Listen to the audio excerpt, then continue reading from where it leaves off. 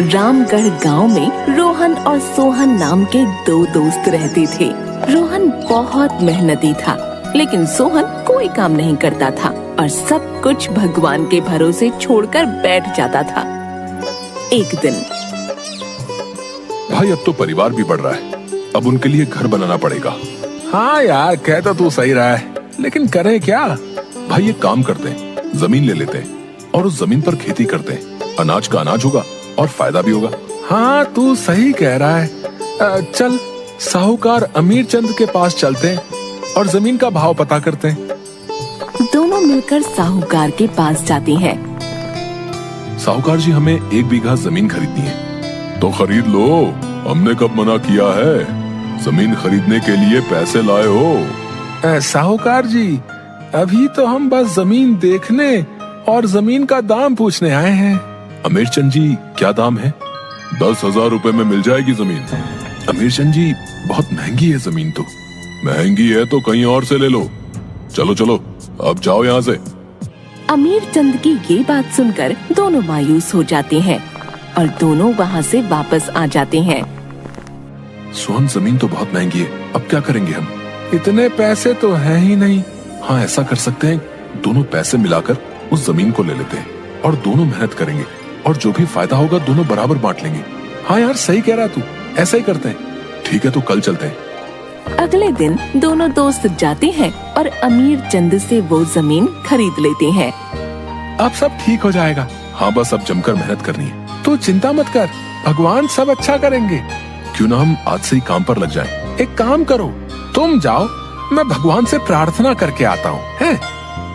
रोहन जाता है और खेतों को जोतने लगता है और इधर सोहन भगवान की पूजा करने लगता है।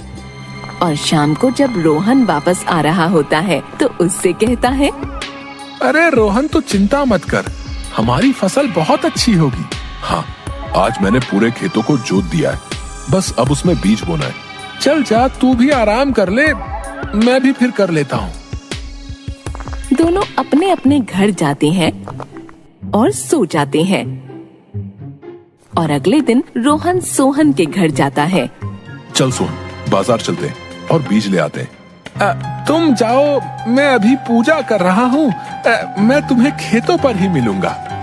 रोहन बाजार जाता है और बीज लेकर वापस खेत पर आ जाता है, लेकिन उसे सोहन वहाँ नहीं मिलता और वो बीज बोकर वापस आता है और सोहन से पूछता है, तुम खेतों पर क्यों नहीं आए? वो मैं भगवान की पूजा कर रहा था। सोहन इसी तरह भगवान की पूजा करता रहता था और रोहन खेतों में मेहनत करता रहता था। बहुत दिन बीत गए और खेतों में बहुत अच्छी फसल हुई। इतनी अच्छी फसल देखकर दोनों बहुत खुश हुए। वाह, कितनी अच्छी फसल हुई है। हाँ, सब भगवान की देन है। तुम एक काम करो, आज से ही कटाई शुरू कर दो। मैं अभी इतनी अच्छी फसल के लिए भगवान को धन्यवाद देकर आता हूँ। रोहन कटाई शुरू कर देता है और थोड़े ही दिन में पूरी कटाई हो जाती है। चलो, कटाई तो हो गई, अब इसे बराबर बराबर बांट लेते हैं। बराबर बराबर क्यों? मैंने बहुत मेहनत की है, मुझे फसल का ज्यादा हिस्सा मिलना चाहिए। अच्छा, अगर ऐसी बात है तो मैंने तो दिन रात भगवान की प्रार्थना की है, इसलिए फसल का ज्यादा हिस्सा मुझे मिलना चाहिए। इसी बात को लेकर दोनों में बहस हो जाती है और ये बहस इतनी बढ़ जाती है कि बात लड़ाई तक पहुंच जाती है। और इंसाफ के लिए दोनों गांव के मुखिया के पास जाते हैं और सारी बात बताते हैं।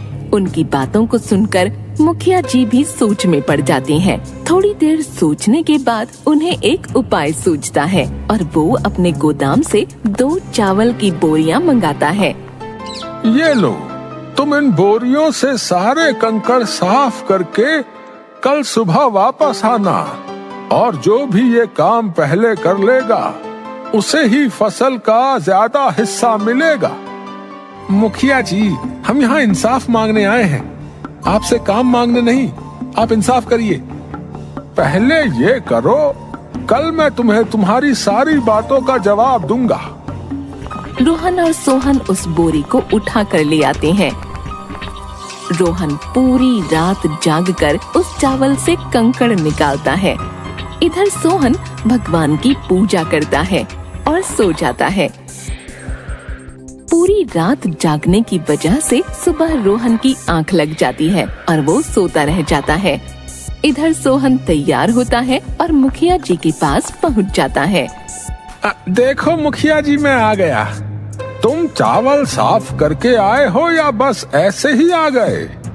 मुखिया जी, मैंने भगवान से प्रार्थना की थी, अब तक तो सारे चावल साफ हो गए होंगे। अच्छा अच्छा, रोहन कहाँ है?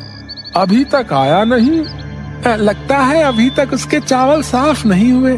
अब तो इस फसल का हिस्सा मुझे ही मिलेगा। हाँ, शांत हो जाओ, हम बिना इंतजार किए कोई भी फैसला नहीं ले सकते। थोड़ी देर बाद, मुखिया जी, अब तो बहुत देर हो गई, लेकिन अभी तक रोहन आया नहीं। हाँ सच में, अब तो बहुत देर हो गई है। मुखिया जी, उस आदमी ने तो आपकी बात की भी इज्जत नहीं की। उस आदमी की ये बात सुनकर मुखिया को गुस्सा आ जाता है और वो गुस्से में कहता है, इस गलती की उसे सजा मिलेगी, चलो उसके घर। सब लोग उसके घर जाते हैं तो देखते हैं कि रोहन गहरी नींद में सोया हुआ है और वहाँ रखे सारे चावल साफ हैं। ये देखकर मुखिया जी खुश हो जाते हैं। तभी रोहन की आंख खुल जाती है और वो उन सबको देखकर जल्दी से उठता है। मुखिया जी, मुझे माफ कर दो। मैंने पूरी रात चावल साफ किए थे, जिस वजह से मेरी आंख लग गई और मुझे पता नहीं चला कि मैं कब सो गया। कोई बात नहीं बेटा, तुमने इस चावल को साफ करने के लिए पूरी रात मेहनत की है, इसलिए इस फसल में ज्यादा हिस्सा तुम्हें मिलना चाहिए। लेकिन मुखिया जी, ये तो अन्याय है। मैंने तो भगवान की आराधना की थी। जाओ देखो, तुम्हारे चावल साफ हुए हैं। सोहन भागा भागा जाता है। इधर रोहन की मेहनत को देखकर मुखिया जी खुश हो जाते हैं। थोड़ी ही देर में सोहन वहाँ आता है और सोहन को देखकर मुखिया जी कहती हैं, क्या हुआ सोहन? मुखिया जी, चावल तो साफ नहीं है, लेकिन मैंने तो भगवान की इतनी प्रार्थना की थी, फिर उन्होंने मेरे साथ ऐसा क्यों किया? सोहन, भगवान भी उन्हीं की मदद करता है जो मेहनत करते हैं। सोहन को मुखिया जी की बात बहुत अच्छी तरह से समझ आ चुकी थी। अब वो भगवान की प्रार्थना के साथ साथ मेहनत भी करने लगा।